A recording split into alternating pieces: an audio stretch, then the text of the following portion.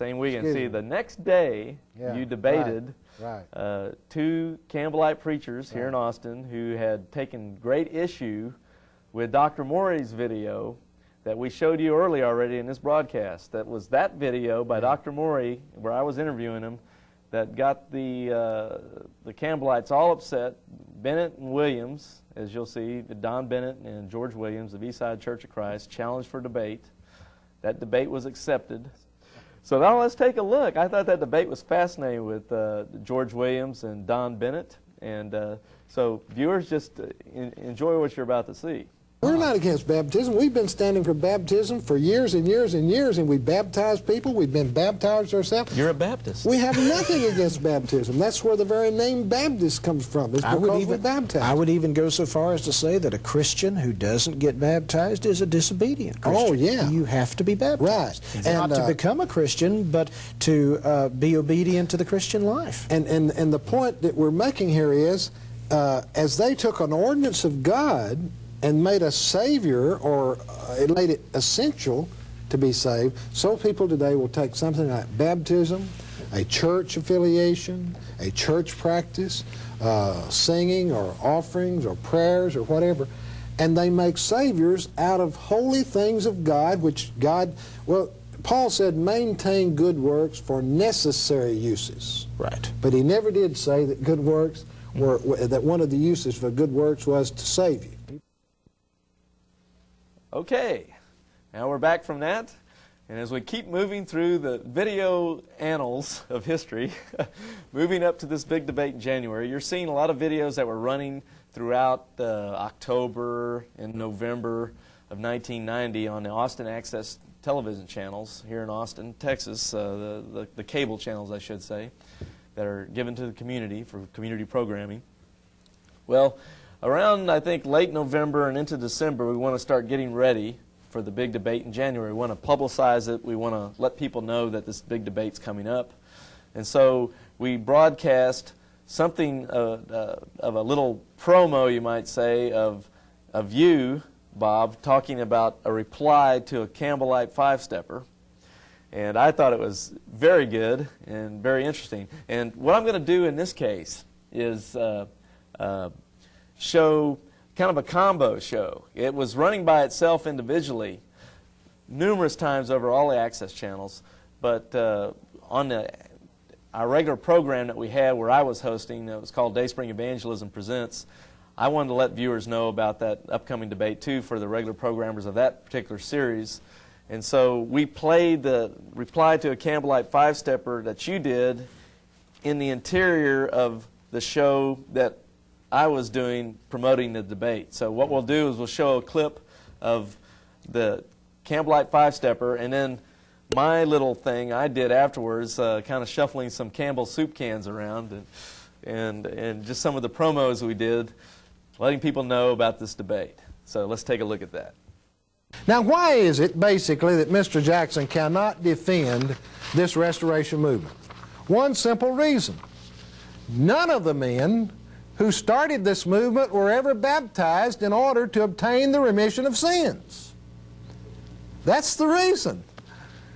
Now, if you've got a doctrine that says you must be baptized in order to obtain the remission of sins, and that's the truth, and then you have four men come along here named Thomas Campbell, Alexander Campbell, Walter Scott, and Barton Stone, and they say we're going to restore the Church of Christ, but we're not going to get baptized for the remission of sins. Can they restore the Church of Christ?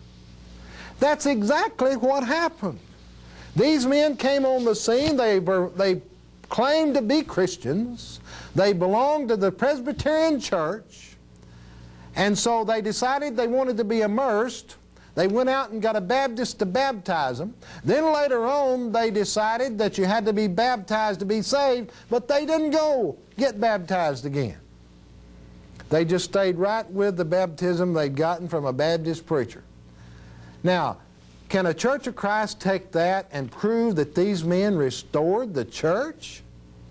It doesn't matter when the church started in the Bible in this respect, because if, as Mr. Jackson teaches, that church apostatized, then it really doesn't matter about when the church started, whether it was on Pentecost or after Pentecost or before Pentecost. That's irrelevant. That church passed away. That church apostatized, according to Mr. Jackson. Now, I've made this offer to Mr. Jackson. If he can show that any one of the men who is represented as having restored the Church of Christ were ever baptized in order to obtain the remission of sins, Alexander, Thomas, Campbell, either one, Barton Stone, Walter Scott, if he can show that any one of the four was ever baptized to obtain the remission of sins, Mr. Jackson can baptize me. Now, Mr. Jackson, that should be an offer that you can't refuse. Through the years, for whatever reason, I've obtained a reputation as being somewhat anti-Campbellite. Now, you would have the honor of baptizing a man who has this reputation of being an anti-Campbellite if you can show that any one of those four men was ever baptized in order to obtain the remission of sins. You can baptize Bob Ross. I'll walk the aisle at the Southwest Church of Christ and submit to baptism at the hands of Bill Jackson if you'll show me where Alexander Campbell, Thomas Campbell, Barton Stone, or Walter Scott was ever baptized in order to obtain the remission of sins and thereby restored the Church of Christ. We got another soup can out here, and it's a church too. Now, let's see, in this shot you can see all three of them. Yeah, you got three here now. And this one is started by Joseph Smith Jr. So I'll put that over here. Now you got this church here. I'll just say Joe Smith. He starts this church. And what do you think he calls the Mormon church when it first starts? Joe Smith calls this church the Church of Christ, because a lot of the people that used to be in Alexander's Church of Christ came out of it and went over here to Joe Smith's church. And they called it the Church of Christ. So what you have now, around 1830 to 1834, now the Campbells, as you found out, came out around 1811 and then moved on up. They got this idea that in around 1827 you have to be baptized to be saved. But anyway, they call theirs the Church of Christ also over here. But really, they're two different churches because they teach two different doctrines. And all I want to say about all this is they call themselves the Church of Christ and say they're it. They are the church. But there's all these other churches. See, there's lots of other types of soups that come out here. See, here's one that's not even the same kind. This is Chef Boyardee here, but that's a totally different brand. They may not teach that you have to be baptized to be saved, but maybe they teach you have to speak in tongues to be saved or something like that. Well, anyway, the key is you can have a whole table full of different churches, and they all say they're the one true church. To see the entire 22-hour debate between Bob L. Ross, the author of Campbellism, its History and Heresies, and the nationally known Church of Christ preacher Bill Jackson, go to Yahoo Video.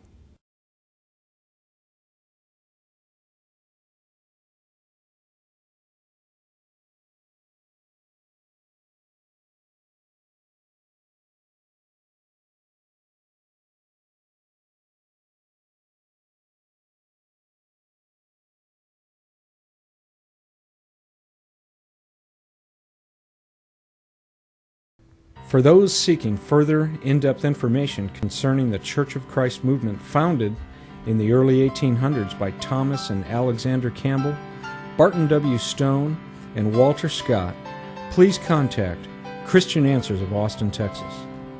Free newsletters and other information on this subject are available by simply calling or emailing us. Access our online videos on Church of Christ and other Campbellite movements on Yahoo Video. Once on the Yahoo Video's homepage, put Larry Wessels in the search box and click Enter.